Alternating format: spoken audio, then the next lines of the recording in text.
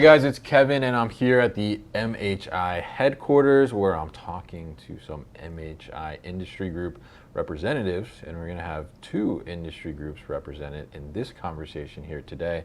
We're going to have Allison Myers, who's Director of Marketing and Communication at Fives Intralogistics, and she's representing the Conveyor Sortation Solutions Group.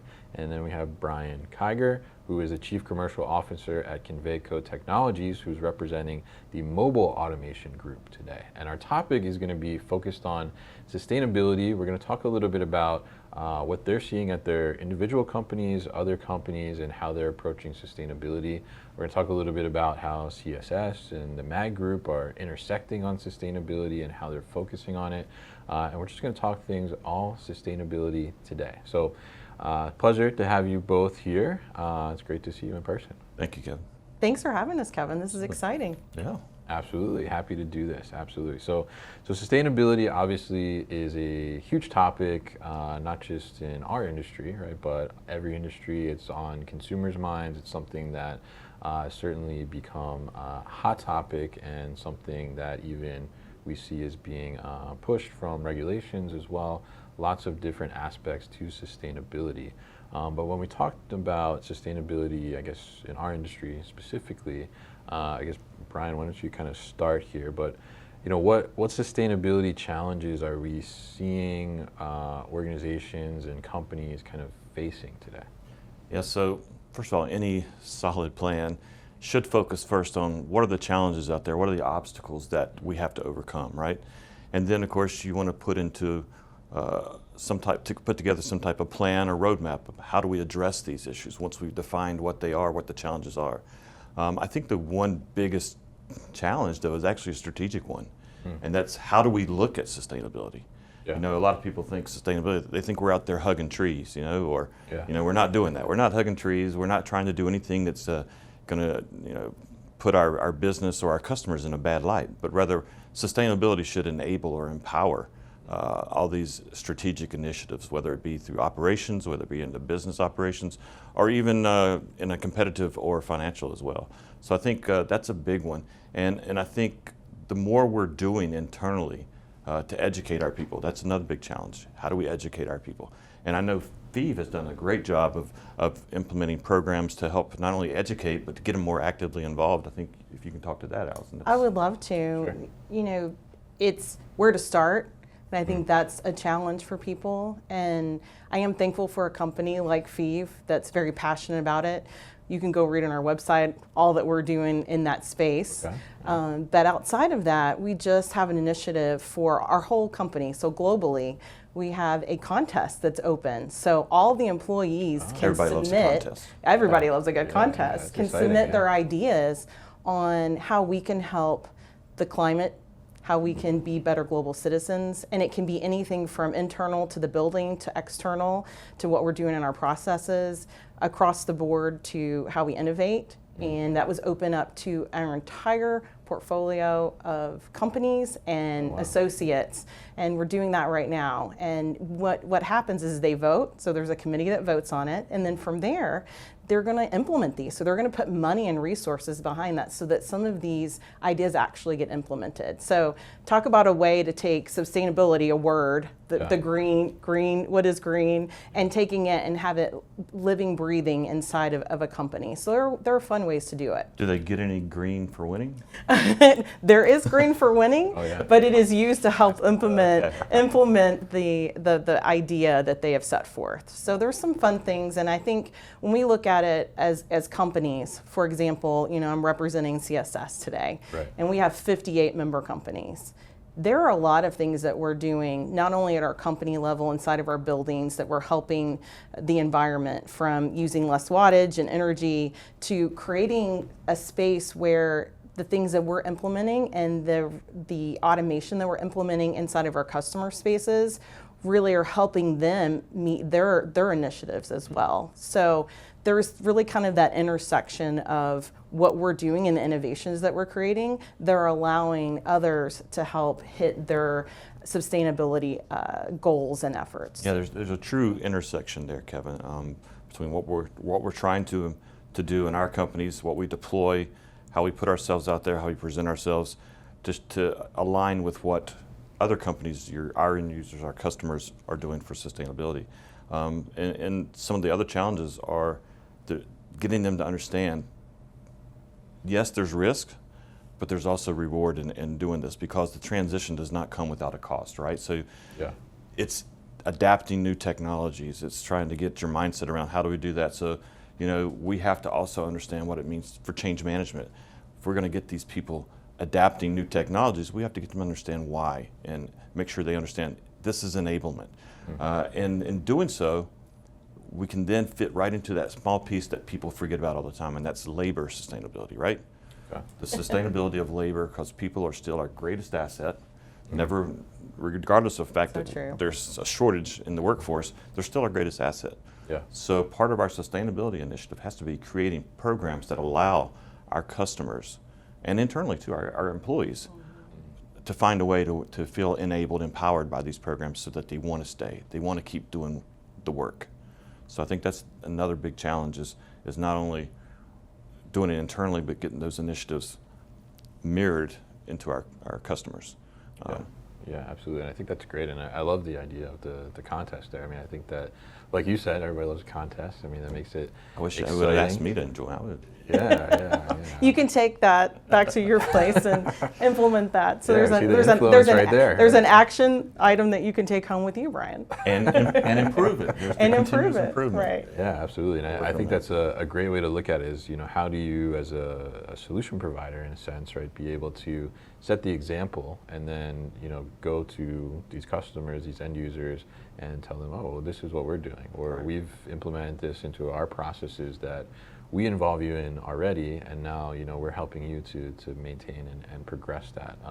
So I'm curious, I mean, from that side as well, as you talk to some of the end users and the customers that you deal with, or whether it's your own companies or with the member companies and the industry groups, how, I guess, important is this right now for these customers that are implementing solutions and looking at different ways of sustainability? I mean, how important is that? I think it's more important now than it ever has been before.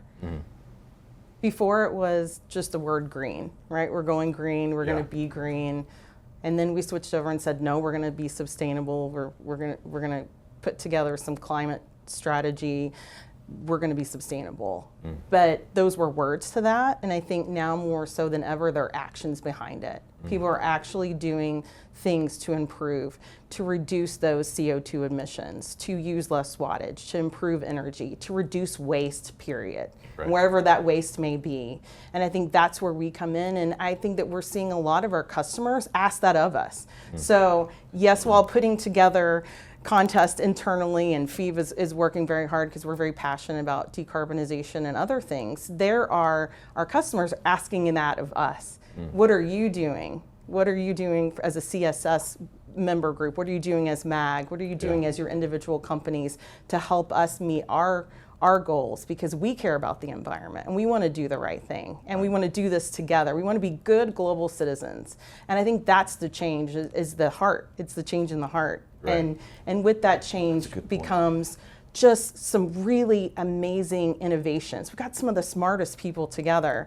When we work with our customers hand in hand, we come up with some great solutions together. And so I see them wanting that out of us and us wanting that out of them. And then it's this collaborative process that has allowed us to help us reach the goals together. Yeah, that's a great point, because I think people are starting to realize that it is a culture change. It is a mindset shift. Absolutely. Everything about this is a mindset shift, right?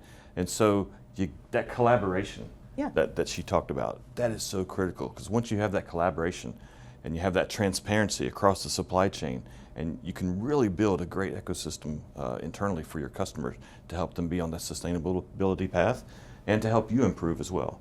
And then I think it's critical, you're going to have to put some key metrics around it too. So I think we can't just go out there, was it willy-nilly, as they say here in the South. Yeah, absolutely. And I think that's so important too. And I love that too, because it's almost like you're feeding off each other, right? Kind of that sense of the energy, in a sense, is like contagious, right? It's like, oh, this is what we're doing, and this is what we're doing, and oh, let's push each other together 100%. to be better. Right? And at Conveco, and I know FEVE is this way too, for us it's like a journey partnership. right? So we're on a journey together with what we call our partners. Some people call them customers, that's fine, but Yeah. you're really in the trenches with them. And you're really helping to understand their business first so that you can help them understand how they can be more sustainable, how they can improve here and there and adapt the right technologies and use that technology to enable their processes and their operations. So, To remove waste. We like to talk about that a lot. Oh yeah. well, my wife gets 10 packages a day and they're always 10 times bigger than they need to be, and you open it up and there's tons of packaging waste in there, and I'm like going, Yeah. just We could do better. We can do better. Let's figure out how we can help them have smaller packages that we can sort those better. How can we help them move through the warehouse better? What are the supply chain areas that we can reduce some of that waste, because that and essentially is going to reduce carbon emissions, is going to reduce returns and dunnage and all of those things. I'm So sure it we'll all talk plays about- together. yeah, we'll talk about it at a certain point, but that just fuels the circular economy, Yeah. which is a big principle, a big part of sustainability. So Yeah, absolutely. And I think, even in that sense too, when you start to reduce that waste, not only is it, allowing you to be more sustainable, but typically it's allowing you to be more efficient too, more productive, and ultimately at the end of the day, maybe some potential cost savings too as well, which I think is really important. So you mentioned in here too, I think Brian, you said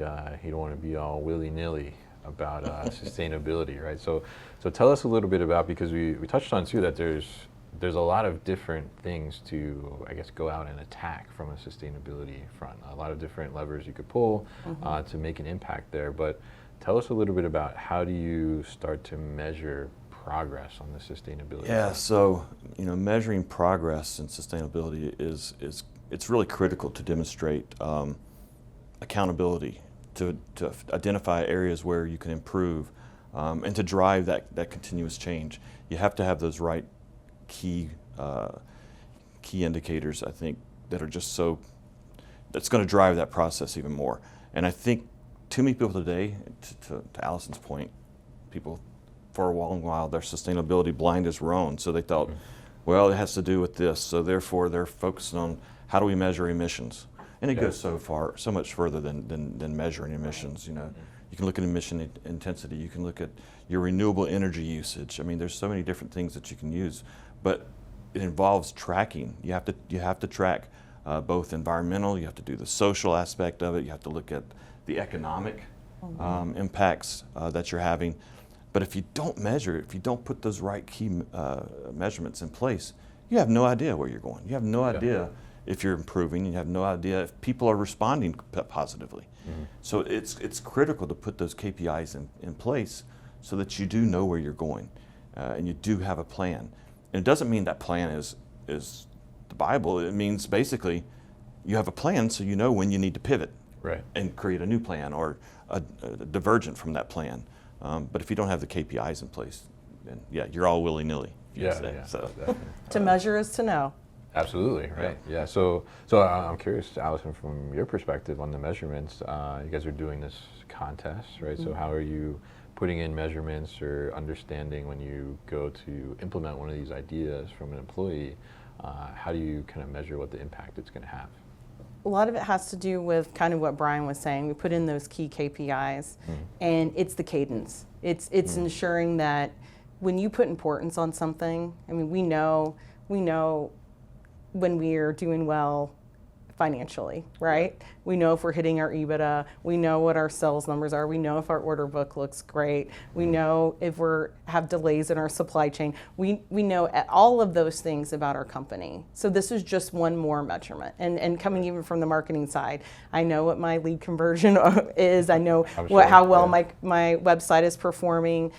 You can know those things. Well, you can conversely know how you're doing with your environmental impact, how your sustainability initiatives are going. You just put those KPIs, and just like you track everything else, you put that in and you make it, and you put importance on it. So whatever's important, you will pay attention to. That's important. And if you don't get leadership buy-in, and that comes from the top, and I think that's the key, is that it has to come from the top of your company. And so, for example, our company cares greatly about it, and that comes from our leadership, and it comes down to all of us that we know that it's important. And so if you're looking to put any kind of lean initiative in place or sustainability plan that we've been talking about, Right. that leadership has to have buy-in. It has to have buy-in with the management, and then that has to trickle down to buy-in with each individual employee. So everyone knows the importance of measuring. Everyone knows the importance of what we're doing and why we're doing it, so that it becomes important. That's a good point, Allison. I can totally relate with that. As the chief commercial officer at my company, it's basically our employees are constantly looking to us at leadership and the C-suite as to what's the plan, what are we going to be doing, where are we going to have an impact, what should we be doing right now? And it's a lot of pressure to make sure we have a good roadmap that not only we can put in place, but one that they can follow. And so, to your point, leadership has to lead though. They have to put the thing in place, and they have to make it so that their employees understand it and they buy into it. It has to be something they're going to buy into, which is great to have a contest, right? Yeah, I keep coming back to the contest, but right. they participate. It's something fun. They participate, and they can learn while they're doing it. They start to research, well, what are different ways I can be sustainable? What initiatives can we do as a company? They don't know that off the top of their head, I'm guessing. So Yeah. they have to go out there and they have to research. They have to participate, and they get involved. So, things like that, leadership has to think of those type of things, that how am I going to promote sustainability through my company, and what's the roadmap to get us to the right place to have success. And there are third Yeah. parties out there that can help with this too, right? Right. There are party scores that you can get that shows your improvements and your sustainability efforts. And I would say research that and find out if you're serious about improving your sustainability planning and strategies. Maybe get help from someone outside of your organization to help kind of guide you through, or find out what Right. those marks and measurements that you need to hit, so that you can prove that, hey, we are doing what we said we're going to do. Yeah, absolutely. And I think that's such a great thing to be able to measure it, because you want to see that progress, certainly, right? And if you're not seeing progress, then you're kind of a little discouraged, right? And you kind of move away from it. And I think it's a great point too, from the leadership down, kind of just ingraining that in the culture and making that cultural shift. And it's kind of like we have all these initiatives around sustainability, and then you go and you see like the VP of some department, and he just throws like a plastic bottle in the trash, right? And you're like, oh, we're not taking this seriously, right? So it's that leadership thing where you want to drive that through and have that culture go throughout. So we talked a little bit about, and I think you said in the beginning, Brian, it's not all about tree hugging, right? In a sense, with sustainability. So Love trees, don't get me wrong. yeah, we love trees, definitely. I mean, we love oxygen for sure. So, tell us a little bit about kind of not only from the environmental impacts, right, that we're trying to do with some of these sustainability initiatives, but also the business value that lies in pushing some of these sustainability initiatives through. So, essentially, all business translates into dollars. That's how we measure everything, right? Yeah. How much money are we saving, or what's the impact cost-wise? So I think a lot of times we see ESG, or sustainability, if you will, as a true competitive advantage for us. Yes. It's a way to, it can be short-term and long-term. You have to build those long-term plans, but you have to have that short-term. What's going to be the windfall in the immediate? But the supply chain actually is very uniquely positioned already to support a sustainable future, and to support that the business growth that we want to see with it, and to drive that change, transformational change. So the supply chain is primed and ready for it, especially after everything that we went through with COVID. Yeah. Created huge gaps in our supply chain. So it's ready for change. It's ready for something, some type of adaptation improvement. So there's a lot of value there for us in our company to be able to put those plans together and to have those short-term and long-term goals. We also have to build those stories. And again, this is kind of repeating what we've already talked about, but it's worth talking about. We have to build those stories internally to our own employees so that they buy in. They want to get involved. They want to participate. So I think there's a lot of things that we can do there as a company to build the value internally, and then measure that value, going back to the metrics again. Right. But yeah, I think everything's going to come down to dollars, right? If you have a CFO, that's the first thing he looks. Yeah. When you're submitting a proposal for multi-million-dollar systems There you go. to a customer, CFO goes straight to the price. Yeah. So But it is about in the some dollars. of those, they're also looking specifically, what is your sustainability? Well, that comes down to total cost of like ownership. total cost of ownership. There you go. So, and that's what we're seeing, and I kind of alluded to that earlier too, from the customer side, from the partnership that we have with these customers, is that they want us to participate with them in this journey, and part of that is that's where we've seen business growth, is they need that from us, and we're able to provide it back to them, and we can do this together. Yeah, that's our real value. And I know, Kevin, you've heard me talk about this before, right? It's the whole ripple effect. Right. You know, you throw a pebble into a pond, yeah, you make a great splash. But what are those ripples doing? What's the impact of those ripples? Because there's more than just one thing going on in that business. So when we put in an automated storage retrieval system or sortation line or whatever, sure, that's a great thing, but it's impacting all the upstream and downstream processes. Right. So if we don't take the time to understand that customer's business and how that impact's going to lay in there with that solution, we're not adding any value at all, really. We're probably pushing problems around. So the true value for us is not only looking at that, but back to the point, the total cost of ownership. What does it mean for this, but what's it going to mean for the rest of your business? And then are we creating unsustainable workplaces elsewhere by putting this in here? So we've got to look at the whole package for sure, not just be focused on the one solution we're putting in there, but how do we make this and create sustainability throughout the rest of the process with it? Yeah, absolutely. And I think that's a great point there, because you see, like you said, you look at that price tag, right, and like, oh, this is the price, right?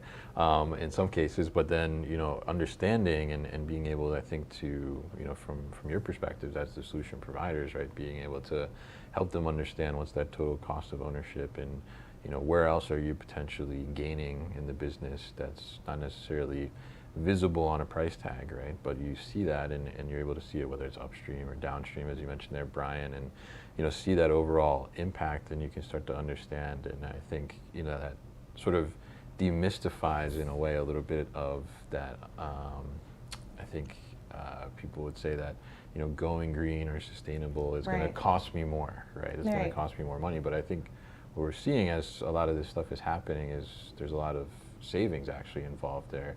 And I'm curious, do you guys see the same? Yeah, I think that's true, and I think outside of that too, you're looking at the impact to that workspace or that environment where you put that piece of automated equipment. Does there have noise reduction? Is it making a better working environment for that employee that's there? Are you taking away extra space and work and stuff, and that's tedious and hard to do, just even automating that space or reducing that noise? Or there's so many things, you know, using less energy. So we're helping from that standpoint, just providing automation in a space where I think people didn't even think about, well, could that be sustainable? But I think absolutely there are different levels that you're looking at that are outside of just that initial purchase price. Yeah, and the technology, basically it's enabling these workers to work more efficiently, to pick more accurately. And that has a huge impact outside of their environment, because if they're more efficient and they're picking more accurately, that means the orders are getting delivered more accurately. So there's less returns, and there's a huge cost in handling returns. Oh yeah. So the returns business is ridiculous. But then there's also things that we're doing to allow people to utilize the vertical space. So this has always been the case in Europe, because Europe is landlocked everywhere you go. But US, it was so easy, just we'll build out. Yeah, we'll just build out. There's a cost to that. And particularly now as the cold chain is growing more and more. I think it's like $463 billion in growth over the next 5 years. It's ridiculous. And also there's a huge focus on brownfields, not actually building new, but as we're looking forward, it's using the space that we currently have and using it better. Yeah, I mean, absolutely. I mean, I was working on a project recently where it was a cold chain, and the guy said, hey, we could do this, this, and this. And I said, but it takes up about 10% more square footage than if we stuck with exactly what we're going to do and kind of go up a little bit more. And they go, yeah, but here's the benefit. I said, stop. It's cold chain. Yeah. What's the most expensive part of the cold chain? Refrigerating that building, keeping that building cold. Yep. So that's not just a cost for them in the initial price. It's a cost for them to 10% every year to chill that, and that's ongoing. I said, so we have to think about this. It's, again, it's a mind shift. It's a cultural change. We have to think about what it means to that customer's environment and what's going to mean to their bottom line. So we have to get creative when we do our technologies and deploy them. We have to think not like the customer would. Where's that savings? How do I save and how do I get the most amount happening in the smallest amount of place smallest possible. amount of space? And so it's a challenge, but it's one that I think reaps huge benefits when you can find those small nooks and crannies where you can get those cost savings, because they do add up. They do add up. Yeah, absolutely. Yeah, I mean, And there are lots of technologies out there that both MAG and CSS have that can do that. Yeah, absolutely. And I think those are great points there and great examples too on how that can benefit and drive overall business value. So we talked a little bit about kind of some of the challenges around sustainability and how to go about it, approach it. Also had the measure in there as well, and what the ultimate business value can be at the end of the day. So, as the organizations are listening, as they're looking to start these sustainability journeys, what are some of the things that an organization can do to get started? I think first of all, I think we talked about already is research, right? Do the due diligence to look in, because every company is different, right? So what works for me may not work for Allison's company, but you got to do something. So first thing, do something. Start the research, and then figure out how you can be innovative with it as well. There's a lot of technology out there. I tell my customers every day, you're going to a trade show, you see 150,000 technologies, you don't know what to do. You don't know what's best. Right. So for us, we have to innovate and help them along the way, create that innovation. What else do you got there? Well, also, I kind of mentioned this third party, but get involved with nonprofit organizations that can help you figure this out. Everybody has them in their area, Yeah. so why not get involved?